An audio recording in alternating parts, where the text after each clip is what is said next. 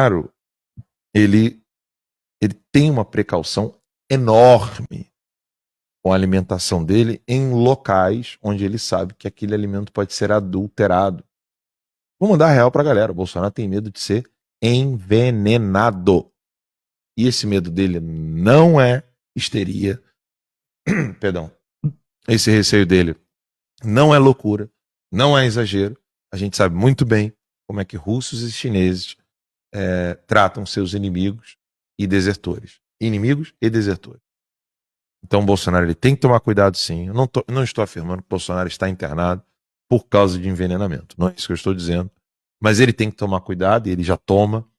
E precisamos dobrar os nossos joelhos e rezar por ele por isso.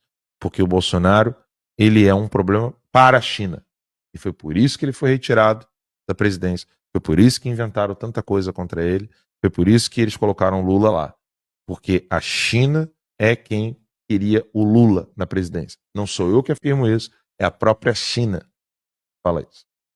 Ou seja, os próprios oficiais da China falam isso. Os funcionários do regime chinês falam isso abertamente. Eles não queriam Bolsonaro e queriam o Lula.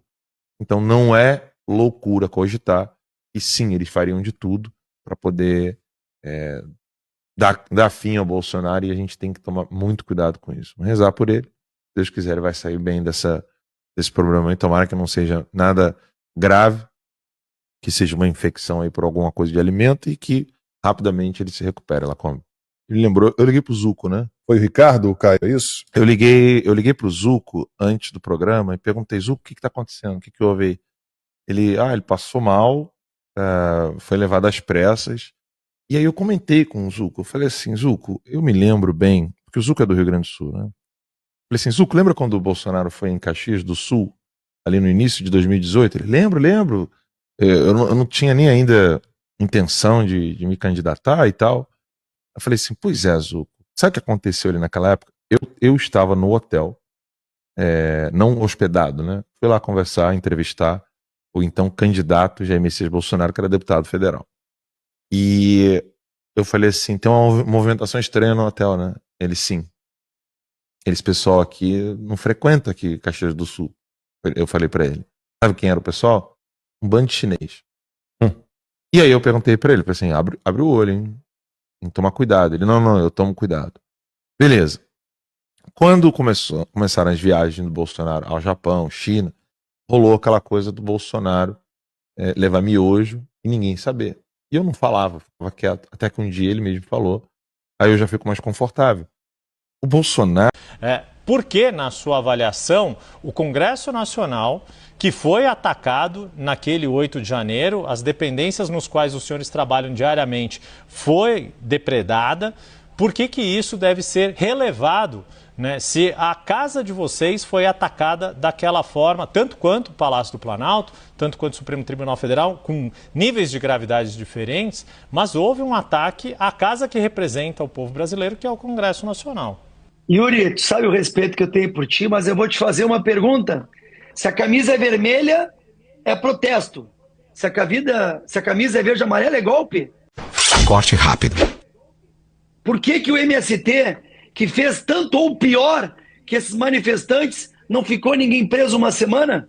O MST depredou da mesma forma, queimou ministérios, machucou policiais e não ficaram uma semana preso. Corte rápido. Yuri, mas é camisa vermelha? Pode. Então eu quero deixar muito claro, nós sabemos que inclusive temos ainda muito a se investigar. Seu Flávio Dino, que não liberou as câmeras, seu ministro Alexandre de Moraes, que sofre críticas contumazes de ministros, ex-ministros como Marco Aurélio, outros parlamentares, outros magistrados, porque ele é delegado, ele é promotor, ele é investigador, ele é vítima. Desculpa, quem é o ministro Alexandre de Moraes para falar que passaram pelas polícias? Mas o MST faz isso toda hora. Fez no meu estado do Rio Grande do Sul, quando matou um policial militar degolado.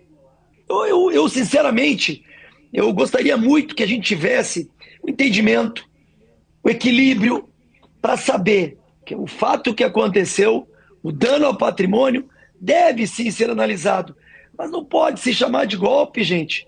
Ontem mesmo, alguns indígenas foram para cima da polícia, teve até uma parlamentar que tomou, né, um gás-pimenta na cara. Tudo isso são protestos errados, mas sinceramente, eu gostaria que tivesse a clareza dos fatos, sem exército, sem marinha, sem aeronáutica, sem polícia, sem armas, sem uma liderança. Que golpe é esse? Então, vamos que sejam imputadas responsabilidades aos que eles cometeram, e não que se politize esquerda contra direita. Como eu disse anteriormente, tem muita coisa que esse governo tem que fazer pela frente do que ficar escondendo nessa cortina de fumaça uma polêmica, já que os seus escândalos cada vez aparecem mais. Está valendo, é o flagrante perpétuo. Ele se desmentiu? Não. Portanto, o Supremo não tem nada a ver com isso. Para de se meter aí, para de fazer pressões sobre o Congresso para tentar amedrontar deputados. Aí. Para com isso. É uma atribuição do Congresso. Agora, está na hora, como lembrou o Alexandre, está na hora do Congresso agir com mais valentia e determinação. O Congresso manda. Para com isso, esconder nomes, só vou revelar mais tarde, assumam. O povo vai saber de que modo votou cada deputado. Não tenha dúvida. Todos terão o seu voto revelado. Não adianta tentar esconder.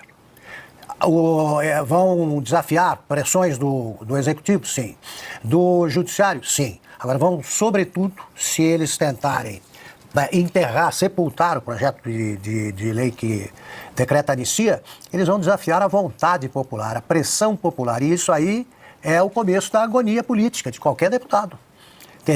Tivemos a exemplar, pedagógica, eleição municipal de 2024. Teremos agora a igualmente pedagógica eleição de 2016, para mim, a mais importante eleição parlamentar deste século. Aí. Porque o Senado vai passar as mãos à oposição, os senadores que se opuserem à anistia não serão reeleitos e os candidatos ao Senado que combaterem a anistia não terão vez. Escrevam. E os deputados também pagarão por esse voto equivocado ou malandro, né? E cruel. O índice de renovação do Congresso brasileiro é sempre alto. Desta vez será altíssimo o índice, se os deputados continuarem com essa dança de rato aí. Eles têm que assumir o que são. Agora, por que são? Eu sou de um partido de esquerda, não vou revelar. Tá, o nosso presidente da Câmara agora resolveu o quê? Conhecer o mundo. Ele está no Brasil? Está fora do Brasil? Sim. Pois o vice que assuma e coloca em votação. Agora, o feriadão, eles têm feriadão toda semana. Quem tem feriadão, pode chamar de feriadão, esse feriado prolongado, é o povo. Porque o Congresso tem toda semana, eles trabalham 3 dias, chegam na terça à tarde, vão embora quinta, depois do almoço. Esse é o regime com que qualquer brasileiro sonha, né? Que o brasileiro que não quer trabalhar, mesmo. Então está na hora de o Congresso, de a Câmara acelerar isso aí e colocar em votação. O PT não pode abrir a boca sobre anistia e sobre penas. Sobre penas eles têm mesmo que defender a redução das penas. Por quê? O que deveria ser feito, então, em 79, seguindo o raciocínio do PT, com o José Dirceu? O José Dirceu, ele foi anistiado e com isso escapou de alguns anos de cadeia, se fosse julgado pelos mais anos de cadeia, se fosse julgado pelos ministros de agora do Supremo, porque isso sim é tentativa de golpe de Estado e abolição violenta do Estado Democrático de Direito. Ele queria a ditadura do proletariado, foi isso que ele defendeu. Eles defendiam a queda do regime que estava ali no poder, eleito pelo Congresso, o presidente tinha sido. Era um Congresso amedrontado, com os militares, não interessa. Era eleito. A gente não pode colocar em dúvida o sistema eleitoral que resultou na eleição do Lula. Eles também não. Pegarem armas. O Dirceu, ao entregar o cargo, a chefia da Casa Civil, a Dilma, chamou de minha camarada de armas. Um dos dois também sabia manipular um fuzil. Né? Eram guerrilheiros de festim. Mas defenderam abertamente a queda do regime, a bala. E agora vão querer prender os vendedores ali de algodão doce, sorvete. Revisar a pena não, é anistia mesmo. É sair da cadeia. É isso aí, não basta discutir a redução das penas ou decretar essa redução, porque isso aí já vem, né?